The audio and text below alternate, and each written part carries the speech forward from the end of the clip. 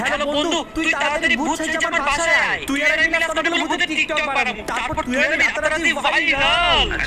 হ বন্ধু, তুই তাড়াতাড়ি আয়। এক কাজ করি, আমার বন্ধু আইতে আমি এক ঝলক ঘুমাই লই।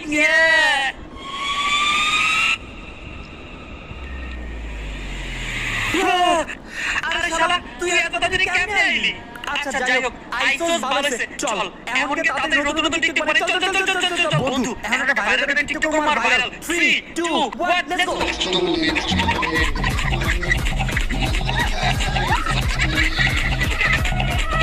দাঁড়া, এগুলো কি কথা বলছিস? মজা পাইছিস না? ভালো মতো নাচ, চল গান পাল্টাই।